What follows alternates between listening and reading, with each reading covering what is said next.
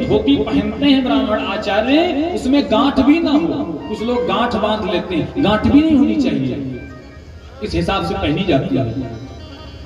तो विरक्त हो वैष्णव। वैष्णव का मतलब भगवान विष्णु को मानने वाला, भगवान विष्णु की पूजा करने वाला। उसके बाद तीसरा नियम है विप्र। तीसरे नियम पर विप्र की बात कही। विप्र का मतलब ब्राह्मण, सिर्फ ब्राह्मण।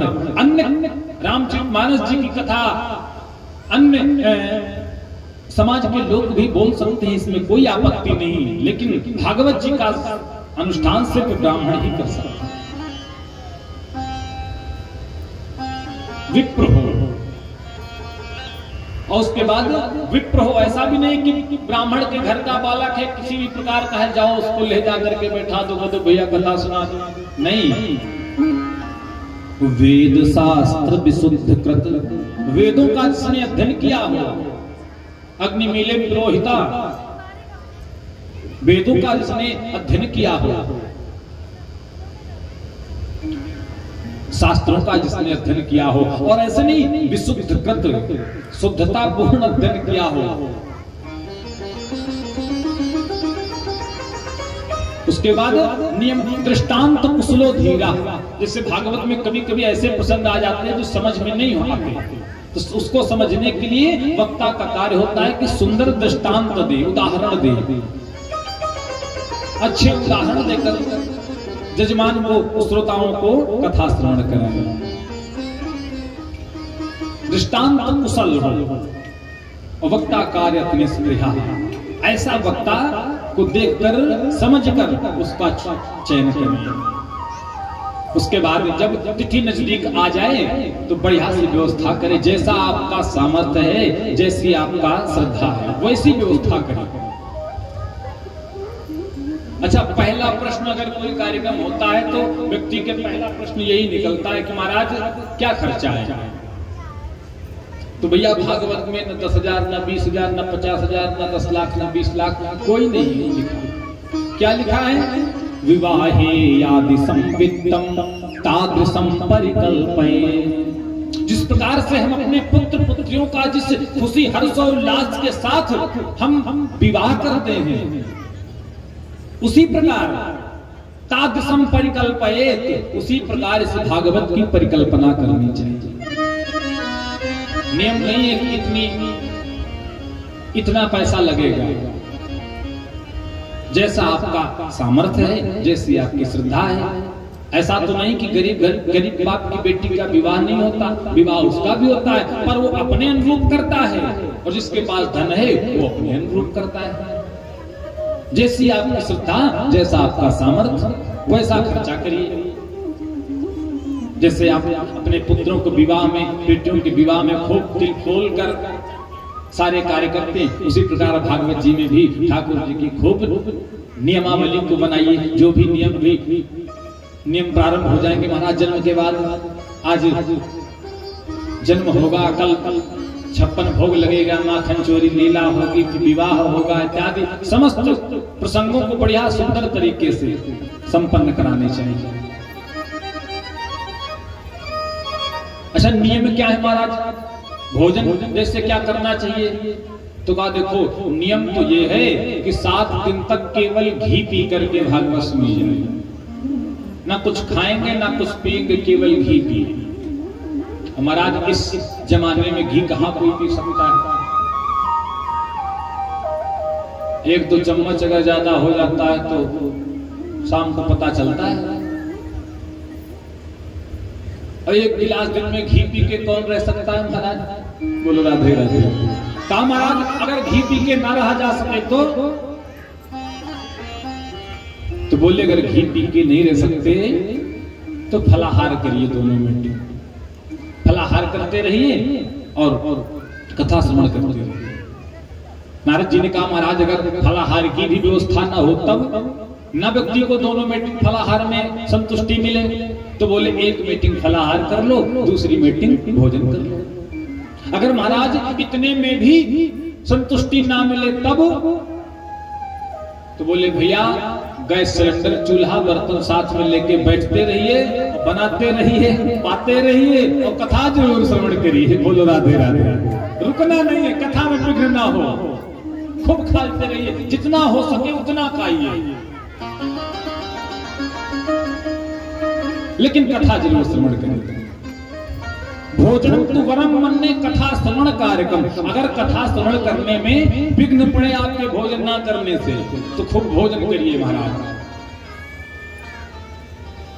लेकिन कथा जरूर श्रवण करिए। किसी किसी को होता है महाराज कि आदत नहीं, अगर वो भोजन नहीं करेगा तो उसको गैस बन जाएगी, दवा खानी है किसी को। अब हम कह दें कि नहीं भाई अब भोजन तो मिलेगा नहीं, अब बेचारा 2 दिन 3 दिन तक किसी तरह से जजमान पार कर लेगा, लेकिन चौथे दिन स्थिति पता नहीं कहां हो जाए। भाई दवा पे चल रहा है वो व्यक्ति, और दवा भोजन के बाद ही ली जा सकती है। तो इसलिए जिसमें आपका शरीर काम करे, जिसमें आप सुविधापूर्ण बैठ पाए। अब जरूरी नहीं कि पद्मासन लगा करके ही बैठे, 15 मिनट भी नहीं बैठ पाएंगे, टेढ़े हो जाएंगे, फिर लेटने की इच्छा करेगी। इसलिए भैया उसी आसन में बैठिए जिस आसन में हमको सुख मिले। तो महाराज यही नियम है। अच्छा, और नियम क्या है? तो बोले जब तक भागवत की कथा घर में अनुष्ठान हो तब तक किसी भी प्रकार का कोई बाहरी भोजन हमें नहीं प्राप्त करना है। किसी भी प्रकार बाहर की कोई चीज हमें नहीं खानी है, अपने घर का शुद्ध भोजन करना है। लहसुन प्याज इत्यादि का तामसी चीजों का परिच्छेद करना है, तो छोड़ देना है। बैंगन हो जाता है, मूली हो गई, लहसुन प्याज, इन सब चीजों को अनुष्ठान में नहीं बनाना चाहिए भोजन, तामसी होते हैं ये। और क्या नियम है महाराज? जजमान का परिवार 7 दिन तक ब्रह्मचर्य का पालन करे।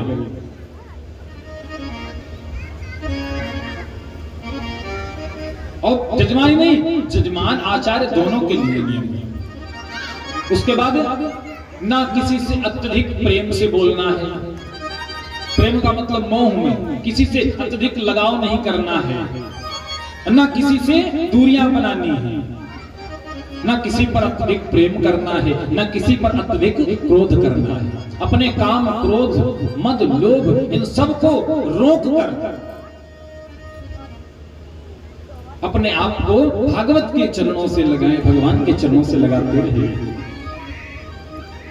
और जो कथा करने अच्छा कैसे आने की, कितने लोगों की आवश्यकता होती है? तो बोले देखो कम से कम 3 या 5 ब्राह्मणों का वर्ण करना चाहिए, जो बैठकर जप करें।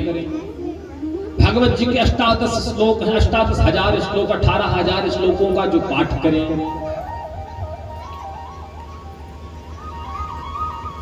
3 ब्राह्मण करें कम से कम, नहीं तो 3 नहीं तो 5 हो जाए। अगर व्यक्ति के पास है सामर्थ्य तो 7 कर ले, तो ऊपर की संख्या नहीं, नीचे की संख्या कम से कम 3 ब्राह्मणों का जरूर ग्रहण करना चाहिए।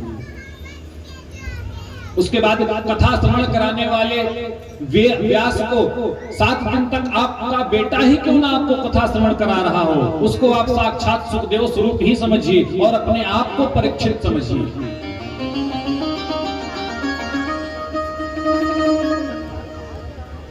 जजमान 7 दिन तक परीक्षित का स्वरूप होता है और आचार्य 7 दिन तक सुखदेव का स्वरूप होता है। दोनों को एक दूसरे का सामंजस्य बनाना है। न क्रोध, न मोह, न लोभ, कुछ नहीं होना चाहिए, एकदम निस्वार्थ। क्योंकि भगवान भक्ति, ज्ञान और पाप और पुण्य से परे हैं। जब हम बहुत पुण्य करते हैं तो हमें स्वर्ग प्राप्त होता है, भगवान का धाम नहीं, भगवान का सानिध्य नहीं। और जब हम बहुत पाप करते हैं तो हमें नरक प्राप्त होता है। इसलिए हमें पाप और पुण्य दोनों से मुक्त होकर 7 दिन तक सिर्फ भगवान के चरणों में लगे रहना। किसी के बाहर का घर का भोजन नहीं करना है। कोई भी आपके घर में अतिथि आता है तो उसको साक्षात देव स्वरूप समझकर उसको उसका सम्मान करें। भैया संसार है, किस रूप में नारायण आकर के मिल जाएं कुछ कहा नहीं जा सकता। कोई भी साधु संत तो उसका खूब सम्मान करके बैठाइए, उसको भोजन प्रसाद जिसमें वो संतुष्ट हो उसको संतुष्ट करके भेजिए। बस यही नियम है महाराज, बाकी कोई विशेष नियम नहीं है। इन नियमों का पालन करके यदि सप्ताह यज्ञ की कथा श्रवण करा दी जाए तो निश्चित रूप से वह व्यक्ति इस संसार के भव सागर से तर जाता है। बोले भागवत भगवान की। संपूर्ण कथा श्रवण कराने के बाद विश्राम में सबने मिलकर कीर्तन किया, जैसे रोज होता है सायंकालीन आरती के पहले कीर्तन, उसी प्रकार सबने मिलकर के कीर्तन प्रारंभ किया। और जैसे ही कीर्तन प्रारंभ हुआ, रघुर विशिष्टश्च च्यवनश्च गौतमो मेधातिथिर् देवल देवरात्रौ, सब आ करके सब उसी संकीर्तन में शामिल हो गए। अच्छा, संगीत भी तब पहले भी था, आज भी है, बीच में लुप्त हो गया था। पहले संगीतज्ञ थे, जो देवता थे महान संगीतज्ञ थे महाराज। जैसे ही भगवान का संकीर्तन प्रारंभ हुआ, प्रहलाद तालधारी तरलगत कया चोदवः कंसधारी। प्रहलाद जी महाराज तालधारी, ताल बजाने लगे, तालियां। तरलगत कया चोदवः कंसधारी, उद्धव जी महाराज मजीरा बजाने लगे। वीणाधारी सुरर्षि देवर्षि नारद वीणा बड़ी सुंदर बजाते हैं, वीणा पर तान छेड़ने लगे नारद जी।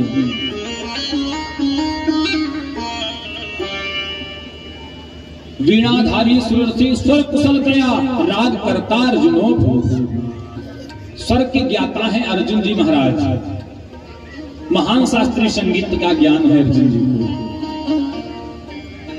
शास्त्रीय संगीत का आलाप, अब जब भजन कीर्तन प्रारंभ हुआ तो बीच बीच में आलाप ले राग करता अर्जुनो भूत। इंद्र जी इंद्रोवादी मृदंग, लंबी सी होती है मृदंग महाराज, ढोल नाल के जैसे। इंद्रोवादी मृदंग, इंद्र जी मृदंग के बड़े सुंदर वादक हैं। जय जय सुकरा, और जो 4 कुमार बैठे थे वक्ता बन करके, इन्होंने बीच बीच में उसी कीर्तन में जय हो बलिहारी, जय जयकार प्रभु की जयकारा करना प्रारंभ कर दिया। और देखते ही देखते महाराज समस्त श्रोता समुदाय खड़ा होकर दिव्य भगवान का संकीर्तन प्रारंभ कर दिया।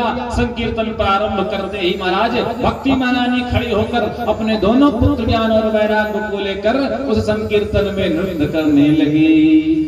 हमने अपना दिल तेरे नाम लिख दिया, हमने अपना दिल तेरे नाम लिख दिया।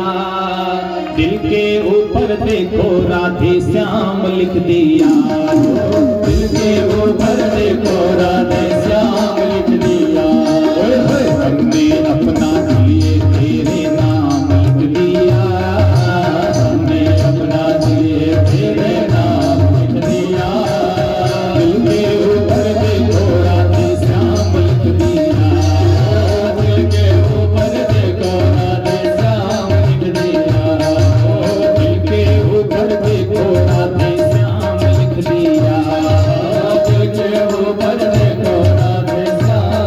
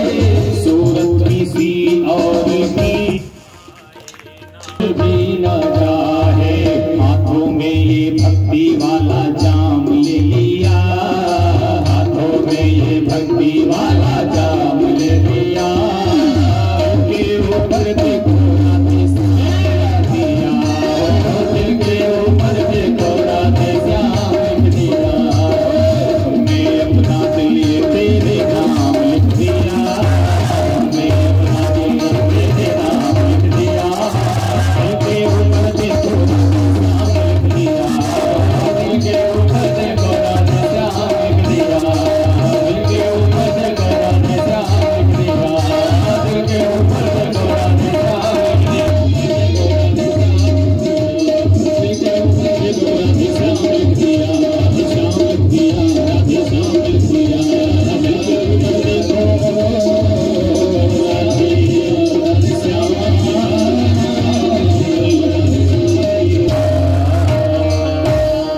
बोले राधा कृष्ण भगवान की जय हो। सबने बड़े भाव से सत्संग किया, कीर्तन किया। उसके बाद बड़ी ही दिव्यता से महाराज उसी की भागवत की कथा में भक्ति के पुत्र ज्ञान और वैराग्य का वृद्धापन चला गया और युवा हुआ। ये भागवत की महिमा है। उसके बाद यहां तक भागवत की महिमा गाई। उसके बाद महिमा के बाद अब भागवत जी के प्रथम स्कंद में प्रवेश करते हैं। यहां से भागवत जी की कथा प्रारंभ होती है। आइए हम सभी लोग हाथ जोड़कर भगवान के प्रथम श्लोक का भगवान का ध्यान करिए।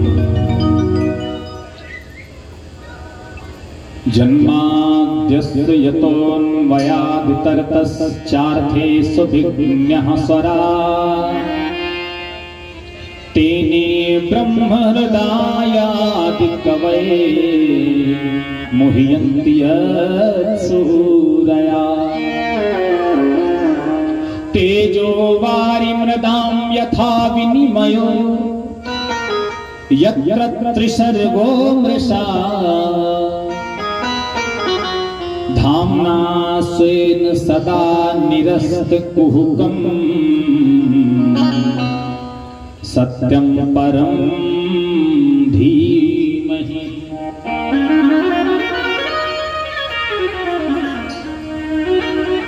जो जन्म देते हैं, अंत करते हैं, पालन करते हैं। जन्माद्यस्य तोन्वयाद् तर्तश्च। संसार में चारों तरफ सिर्फ उन्हीं की सत्ता समाई हुई है, नाम किसी का नहीं लिया। ऐसे परब्रह्म परमात्मा जो सत्य रूप इस संसार में है, उस सत्य रूप परमात्मा को हम सब प्रणाम करते हैं। सत्यम परम धीमहि। सत्य को प्रणाम करके मंगलाचरण करके सुखदेव जी महाराज अब आगे की कथा श्रवण कराते हैं कि ऋषियों सुनो। नैमिषे अनिमिषेत्रे ऋषयः शौनकादया सहस्त्रं स्वर्गाय लोकाय सहस्त्रं सममासत। एक वर्ष का निरंतर रूप से सत्संग चल रहा है नैमिषारण्य से। निरंतर रूप से एक वर्ष का सत्संग चल रहा है। सनकादिक ऋषि प्रश्न करते हैं, सूत जी महाराज उनके उत्तर देते हैं। सबसे पहले 6 प्रश्न किया सनकादिकों ने कि महाराज इन प्रश्नों के हमें उत्तर दीजिए। प्रश्न कौन है? किम श्रेयः शास्त्रसारः कः स्ववतार प्रयोजनम किम कर्म के वतारश्च धर्मः किम शरणं गतः। महाराज ने पहला प्रश्न किया, किम श्रेयः, प्राणी मात्र का परम कर्तव्य है क्या है? हमारा आपका परम कर्तव्य क्या है? हमें आपको क्या करना चाहिए? महाराज दूसरा प्रश्न किया, शास्त्र बहुत हैं, बहुत से शास्त्र हैं, 4 वेद 5 वेद 18 पुराण उपनिषद, बहुत से शास्त्र हैं। व्यक्ति के पास समय कम है, ऐसे में इन समस्त पुराणों का सार क्या है? कम समय में व्यक्ति सुन ले। किम श्रेयः शास्त्र सारः, दूसरा प्रश्न हुआ शास्त्रों का सार क्या है, और तीसरा प्रश्न किया कह स्वतार प्रयोजनम, आखिर भगवान के अवतार का प्रयोजन बताइए। तीसरा प्रश्न है कि भगवान, मैंने सुना है कि भगवान यदा यदा ही धर्म से, जब जब धर्म के पर हानि होती तब तब भगवान धरती लेकर आते हैं, जन्म लेकर आते हैं। आखिर आने का कारण क्या है? भगवान के संकल्प मात्र से संसार के सारे नियम चलते हैं, सारे काम चलते हैं, तो भगवान को यहाँ आने की क्या आवश्यकता पड़ी? कहा अवतार प्रयोजनम। अच्छा, चौथा प्रश्न किया आते हैं भगवान तो करते क्या है? किम कर्म केवतारश्च, क्या करते हैं भगवान आकर के? चौथे प्रश्न में कार्य क्या है भगवान का, और पांचवा प्रश्न किया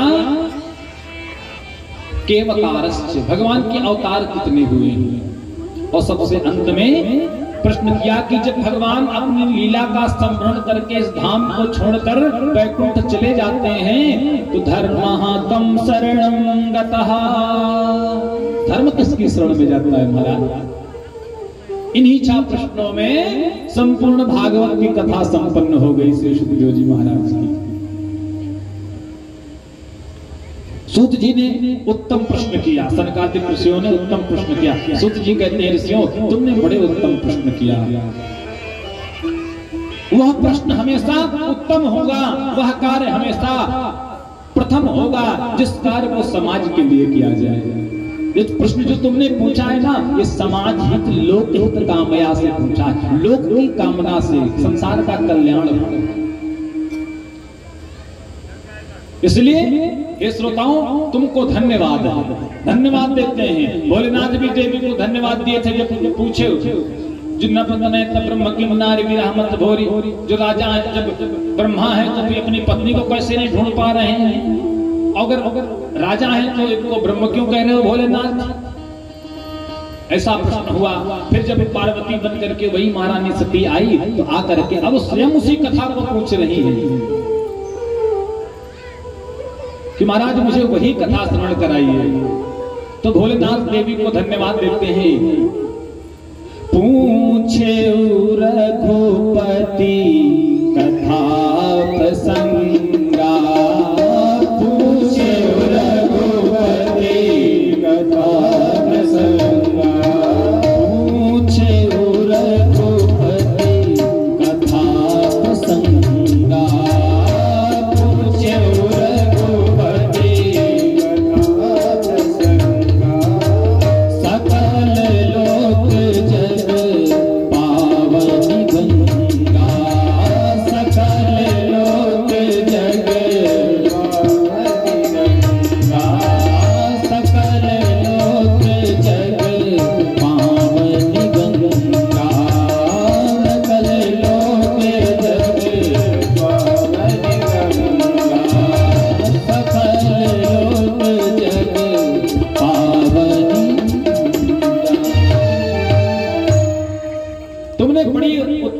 किया है ऋषियों जो संसार के लिए लाभकारी है। इसलिए सुनो, अब हम तुम्हें समस्त सारों पुराणों का, वेदों का सार श्रवण कराएंगे, श्रीमद् भागवत महापुराण। अब जैसे भागवत श्रवण कराना प्रारंभ किया तो हाथ जोड़कर पहले कहा कि चलो सब लोग अपने गुरुदेव भगवान का पहले ध्यान करते हैं। भाई कहीं भी हो, हम कथा करने जाएं, पूजा करने जाएं या पूजा करने बैठे तो सबसे पहले अपने गुरुदेव भगवान का, गणेश जी का पूजन स्मरण किया जाता है। तो सूत जी महाराज अपने गुरुदेव श्री सुखदेव जी का स्मरण करते हैं। आइए हम लोग भी थोड़ा सा सुखदेव भगवान से स्मरण करें। ओ हरि की कथा सुनाने वाले, ओ हरि की कथा सुनाने वाले, हरि का नाम बताने वाले, तुमको लाखों प्रणाम, तुमको लाखों प्रणाम, तुमको लाखों प्रणाम, तुमको लाखों प्रणाम। हरि की कथा सुनाने वाले, हरि की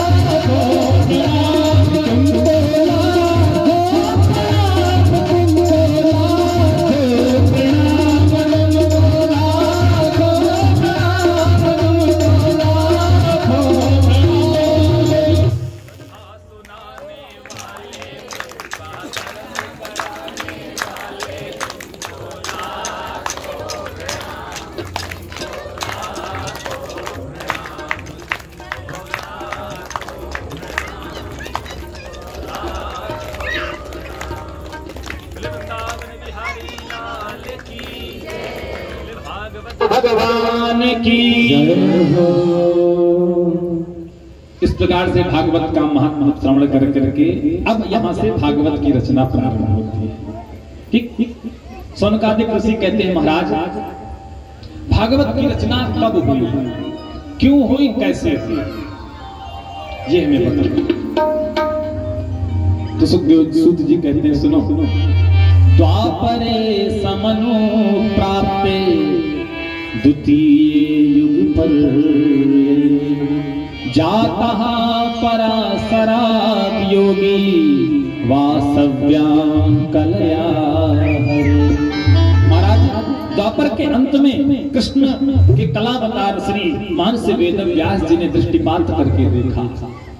पराशर जी के पुत्र हैं मानस वेद व्यास।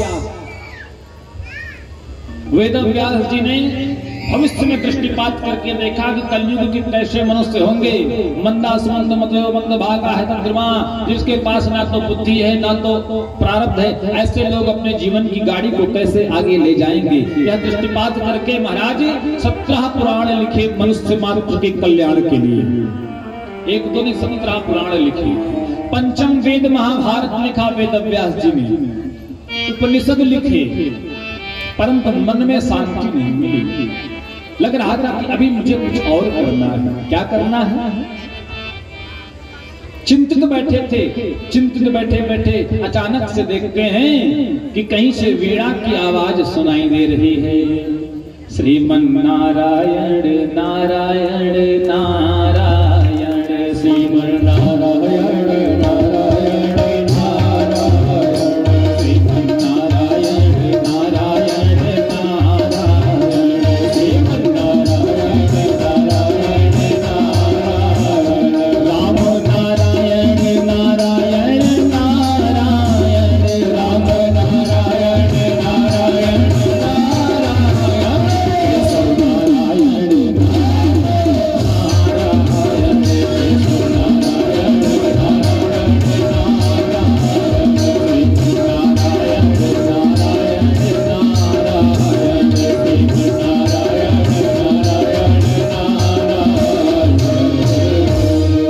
लक्ष्मी नारायण भगवान की जय हो।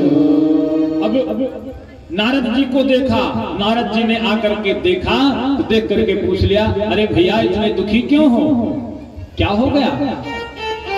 तो वेद व्यास जी ने कहा, महाराज मैंने कल्याण की हित की कामना से मैंने इतना सब कुछ किया, परंतु ना जाने क्यों मेरे मन को अभी तक शांति नहीं मिली।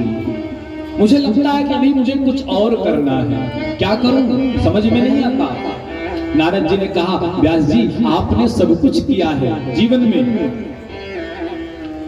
परंतु अगर आपने गोविंद के गुणानुवाद नहीं गाए महाराज तो आपको संतुष्टि कभी नहीं मिलेगी। गोविंद के गुणानुवाद गाना बहुत जरूरी है। तो क्या करें?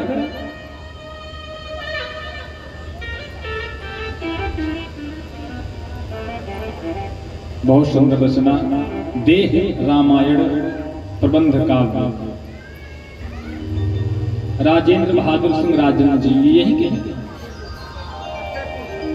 फतेहपुर। अच्छा गांव हाँ, आपकी सुंदर एक काव्य की रचना बड़ी सुंदर सब प्रेम भेंट आई। बहुत बहुत बहुत बधाई हो आपको इस पुस्तक का निर्माण करने के लिए, रचनाकार करने के लिए। हम जरूर इसका उपयोग करेंगे भगवान भी चाहा तो। बोले वृंदावन बिहारी लाल की जय हो।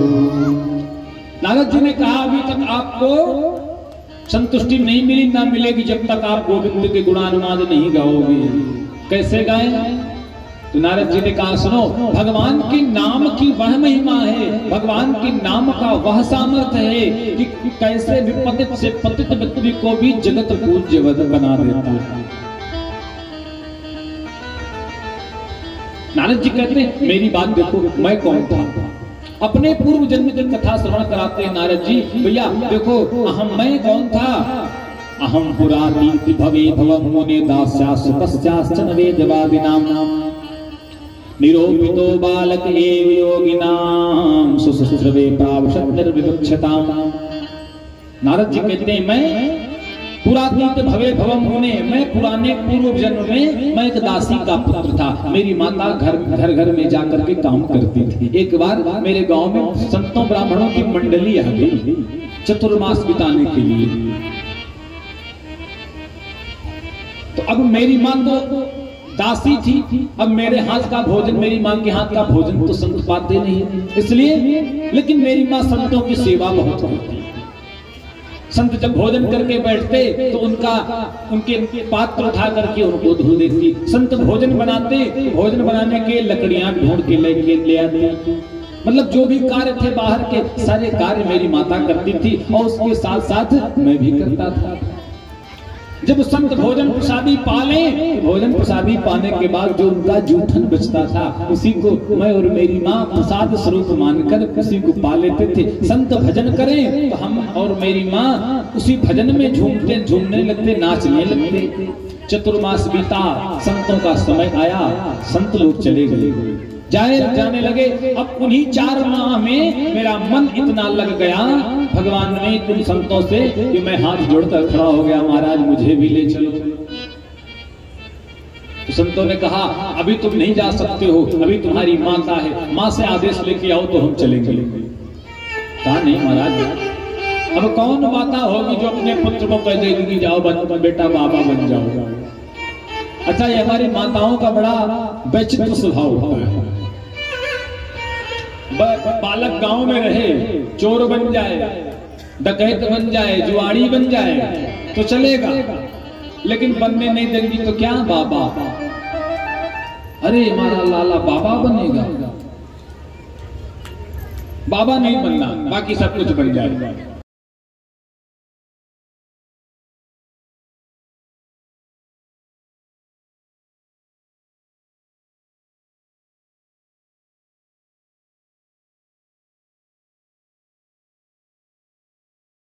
मेरी माता जी को जल्दी बुला लो, हे भगवान मेरी माता जी को जल्दी बुला लो। इसी तरह भगवान से विनती करते कि मेरी माता जी को ऊपर उठा लो तो हम स्वतंत्र हो जाएं, हम जाने के लिए तैयार हो जाएं। भगवान ने एक दिन सुन लिया। अब भगवान ने जैसे ही सुन लिया, सुनते ही कृपा कर दी भगवान ने। माता जी रास्ते से जा रहे थे, किसी सर्प ने डस लिया, माता जी का शरीर छूट गया। अब नारद जी मन ही मन तो बहुत खुश हुए, हे भगवान बड़ी अच्छी कृपा की। लेकिन बाहर से दिखावे में कुछ रोए धोए भी, अपना अंतिम संस्कार करके जो भी क्रियाएं होती सबको संपन्न करके नारद जी उसी रास्ते से चल पड़े जिधर से संत गए थे। तो संत तो कब के गए महाराज, अब इतनी दूरी में देर में कहाँ मिलेंगे। उसी रास्ते में चलते गए, बहुत दिन बीत गए पर कुछ नहीं मिला। थक गए नारद जी। एक नदी के किनारे बैठकर जल पीकर एक वृक्ष की छांव में बैठकर भगवान के नाम का स्मरण करने लगे। और स्मरण करते ही भगवान के नाम का समाधि लगने लगी नारद जी की। और जैसे ही समाधि लगी, समाधि लगते ही महाराज मन में गोविंद की सुंदर छवि दृश्यमान होने लगी। जैसे सुंदर छवि दिखी, उसी छवि को भाव से नारद जी महाराज देख रहे और उसी में आनंद ले रहे। देखते ही देखते महाराज अचानक से छवि हृदय से गायब हो गई। अब नारद जी छटपटाए, हे भगवान वो छवि कहाँ चली गई जो मेरे हृदय में विराजमान थी। अब क्या करूं, कैसे करूं। बार बार आंखें बंद कर रहे हैं, बार बार प्रयास कर रहे हैं, परंतु कोई लाभ नहीं हो रहा। जब परेशान होकर रोने लगे नारद जी तो आकाशवाणी हुई, अपक्वमोसी, अरे बेटा अभी तुम परिपक्व नहीं हुए हो, पहले तुम खूब भजन करो, जब परिपक्व हो जाओगे तो मेरी सुंदर छवि तुम्हारे आंखों के सामने हृदय में मिलेगी। तो नारद जी ने कहा पहले जब परिपक्व नहीं थे तो पहले ही क्यों लालच दे दिया दिखा के। अब दिखा दिए हो, लालच आ गया तो अब कह रहे हो बाद में मिलेगी। तो आकाशवाणी ने कहा दिखा इसलिए दिए कि तुमको भरोसा हो जाए कि नहीं वास्तव में भगवान हैं। इसलिए देखो उसी अब बैठकर मैं वहीं पर बैठकर आंखें बंद करके भगवान का स्मरण करने लगा। कुछ ही समय में महाराज समय पूरा हो गया इस संसार का, चारों युग बीत गए, समुद्र अपनी सीमाएं ला गया, सब देखते देखते सारा संसार जलमग्न हो गया, सब कुछ समाप्त हो गया, समुद्र ने सब कुछ अपने आप में बटोर लिया। अब समुद्र ने बटोर लिया, उसके बाद संसार में कुछ नहीं रह गया, सिर्फ रह गए तो कौन? इस क्षीर सागर समुद्र में, जल में बरगद के पत्ते पर सिर्फ भगवान 6 माह के शिशु के समान विराजमान हैं। करारविंदेन पदारविंदम मुखारविंदे विनिवेशयन्तम वटस्य पत्र से पुटे शयानम बालम मुकुंदम मनसा स्मरामि। कैसे हैं भगवान? तो करारविंदेन पदारविंदम, बरगद के पत्ते पर लेटे हुए 6 महीने के बालक के समान अपने हाथों से अपने पैर को पकड़ के, पैर को अंगूठे को मुखारविंदेन विनिवेशयन्तम, अपने पैर को अंगूठे को मुख में रखकर भगवान अपने पैर का अंगूठा चूस रहे हैं। छोटे छोटे बच्चे करते हैं ना, अपना पैर पकड़ के अपने हाथ से मुख में रख लेंगे। अब भगवान की जब इच्छा होती है हम सृष्टि का सृजन करें, तो भगवान सृष्टि से ब्रह्मा जी को, फिर शिव को, इसी तरह सब सृष्टि प्रारंभ हो जाती है, फिर से नई सृष्टि का सृजन हो गया। देखो मैं कहा तो मैं दासी पुत्र था, लेकिन जब दूसरी बार सृष्टि प्रारंभ हुई तो अब की बार मैं ब्रह्मा जी का पुत्र बन करके विराजमान हो गया और ब्रह्मा बन करके आ गया। और लेकिन मेरी गति नहीं गई, कहते हैं अंते मति सा गति, अंत में हम जो चीज मरते समय विचार करते हैं हमारी गति वहीं की चली जाती है। आगे कथा में श्रवण करेंगे आप, भरत जी महाराज हिरण का चिंतन करते करते देह छूट गया, तो अगले जन्म में हिरण ही होके आ गया। बोलो राधे राधे। जिसका चिंतन करते हम जाएंगे, ब्रह्म का चिंतन करते करते नारद जी का शरीर छूटा था, तो अब की बार ब्रह्म के पुत्र बन करके नारद जी आ गए। नारद जी ब्रह्मा जी के पुत्र हैं, 10 पुत्र हुए, 10 पुत्रों में सबसे छोटे नारद जी हैं।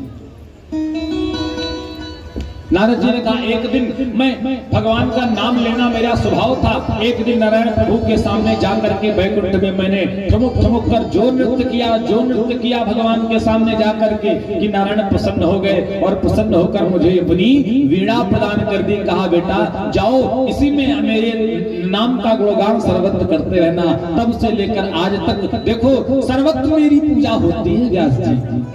दानवों में चला जाऊं, मानवों में चला जाऊं, देवताओं में चला जाऊं, जहां भी जाता हूं लोग मेरा सम्मान करते हैं, मुझे पूजित करते हैं। इसलिए व्यास जी ये मेरी पूजा नहीं है, ये मेरे आराध्य की पूजा हो रही है, ये मेरे प्रभु की पूजा है जिसके नाम ने मुझे जगत पूज्य बना दिया। ये मेरे प्रभु की पूजा है। तब से लेकर आज तक देखो हम भगवान के नाम का गान करते हैं और सर्वत्र मेरी ये कीर्ति फैली हुई है। इसलिए व्यास जी आप भागवत का स्मरण करिए, भागवत पर अपनी लेखनी चलाइए, निश्चित रूप से आपका मन शांत हो जाएगा। कैसे करें महाराज? तो चतुश्लोकी भागवत सबसे पहले भगवान ने ब्रह्मा जी को श्रवण कराई 4 श्लोकों में। ब्रह्मा जी ने अपने पुत्र नारद जी को श्रवण कराई, अब नारद जी व्यास जी को श्रवण कराया। तीसरे स्थान पर, तीसरे नंबर पर नारद जी ने व्यास जी को चतुश्लोकी 4 श्लोक में भागवत श्रवण कराई और कहा व्यास जी अब इसी में अपनी लेखनी चला दीजिए। अब इन्हीं 4 श्लोकों को बृहद करते करते करते करते महाराज 18,000 श्लोकों की पावन संहिता बनकर के तैयार हो गई। इस संहिता में 12 स्कंद हैं, 12 स्कंद, 335 अध्याय हैं, 18,000 श्लोक। भागवत की सुंदर रचना करना प्रारंभ कर दिया और देखते देखते गणेश जी महाराज लिखते गए और नारद जी महाराज, व्यास जी महाराज बोलते गए और गणेश जी महाराज लिखते गए। देखते देखते कुछ ही समय में महाराज भागवत जी की दिव्य कथा का रसपान लिख कर तैयार होगी। बोले भागवत भगवान की जय हो। अब भागवत लिखकर तैयार हो गई है। ये कथा नैमिषारण्य की पावन भूमि में श्री सुखदेव जी, श्री सूत जी महाराज सौनकादिक ऋषियों को श्रवण करा रहे हैं। 4 स्थानों पर कथा हो रही है भागवत जी की। दूसरे स्थान पर, दूसरे नंबर पर सनकादिक ऋषि हरिद्वार में नारद जी को कथा श्रवण करा रहे हैं। 2 स्थानों पर कथा आज प्रारंभ हो गई। अब 2 स्थानों की कथा कल से प्रारंभ करेंगे। भागवत लिख करके तैयार हो गई है। अब हम लोग आइए भगवान के नाम का संकीर्तन करते हुए आज की कथा को यहीं पर विश्राम करें। उसके बाद कल से थोड़ा सा समय आप लोग अच्छे समय से आए, वैसे कहने की आवश्यकता नहीं। और सबसे अच्छी बात तो ये कहेंगे आप लोग श्रोता बड़े अच्छे हैं। अच्छा, इस क्षेत्र में श्रोता बड़े अच्छे मिलते हैं, बड़ी शांति के साथ। अच्छा, हमारी बात समझ में आती है आप सब लोगों को ठीक से? ऐसा तो नहीं कि यहाँ से निकल के चली जाए पीछे। बोलो राधे राधे। समझना चाहिए ना माता, समझ में आती है बढ़िया से। अब कल की कथा सृष्टि का प्रारंभ होगा। किस प्रकार से भागवत किसको सबसे पहले कैसे श्रवण कराई और परीक्षित के सामने भागवत कब क्यों कैसे श्रवण कराने का अवसर हुआ, इसलिए ये सब कथा आप कल श्रवण करेंगे। महाभारत की कथा भी कल ही श्रवण होती है, इसलिए आइए तब तक हम आप लोग भगवान के 2 बार नाम का संकीर्तन करें। उसके बाद आरती की व्यवस्था, और जो लोग शायद जाने के लिए तैयार हो रहे हैं तो 10 मिनट और आरती करके ही जाइए। आपने पूरी कथा का रसपान किया है। बोले वृंदावन बिहारी लाल की जय हो। आइए हम सब आप थोड़ा सा भगवान के नाम का संकीर्तन करते हैं। उसके बाद दिव्य एक झांकी का दर्शन करेंगे। उसके बाद आरती। श्री कृष्ण गोविंद हरे मुरारे, हे नाथ नारायण वासुदेव। कृष्ण गोविंद हरे मुरारे, हे नाथ नारायण वासुदेव। श्री कृष्ण गोविंद हरे मुरारे, हे नाथ नारायण वासुदेव। कृष्ण गोविंद हरे मुरारे, हे नाथ